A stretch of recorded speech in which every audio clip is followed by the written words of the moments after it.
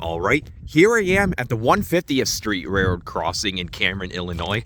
Now this railroad crossing right here is another rather neat railroad crossing out west in the way Midwest, owned by the BNSF Chillicothe subdivision. Now last time I was on this subdivision, I was actually in Fort Madison and I toured the crossing in downtown, and I figured just to come back out with the boys and catch some more stuff in the Chillicothe since it's like a really busy line, and maybe tour a few more crossings.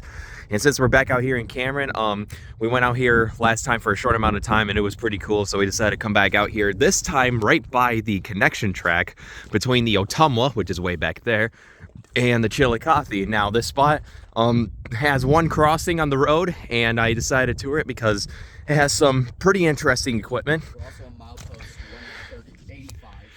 Yep. And if you're wondering who that is, we also have a special guest in this video, Train Boy 1522 Productions. Hey, what up, guys? Yep.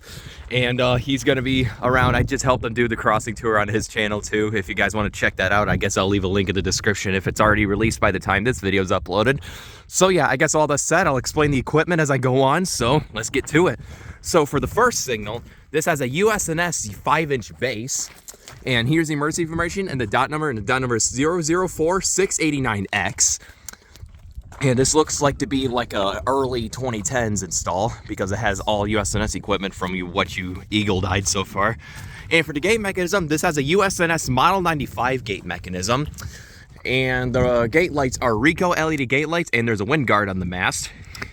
And for the lights, this has two pairs of US&S 12 by 24 inch light heads with either General Signals RSI or Electrotech LEDs in them.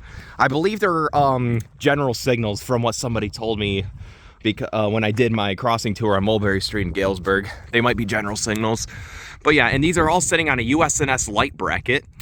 And for a bell on this, this has a General Signals Type 3 electronic bell. Replaced General Signals Type 1, or Type 2, actually. Yeah, this replaced a General Signals Type 2 like not too long ago. So yeah, that's that.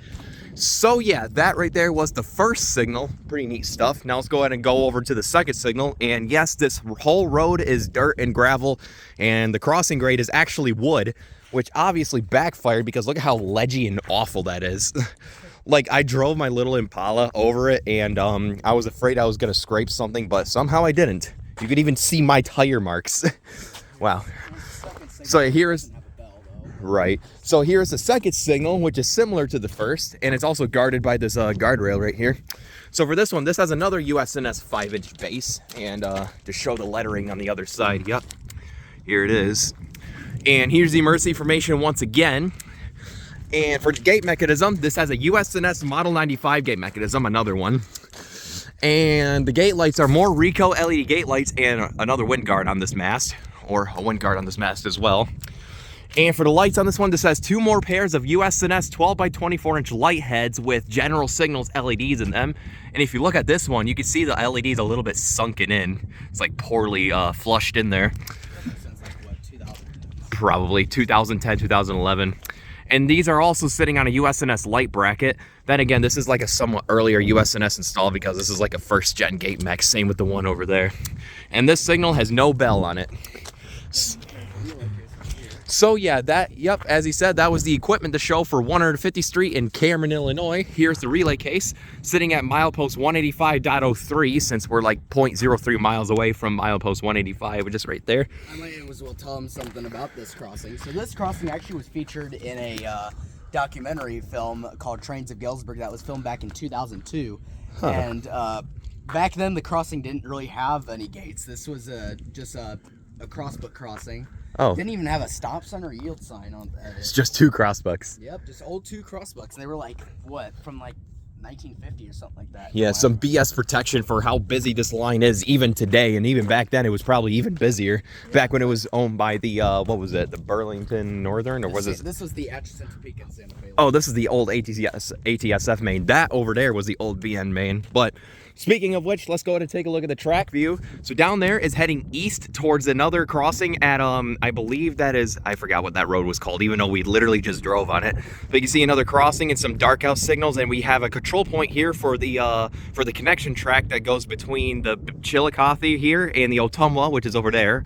This is milepost 185. Yeah, as he just said. And as you can see, the switch is set for something. Well, actually, I think they just unset it. Yeah.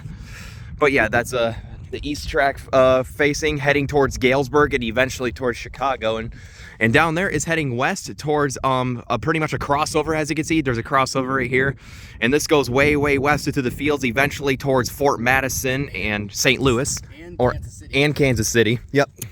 So yeah, I guess with all that said, this was the 150th Street Railroad crossing in Cameron, Illinois.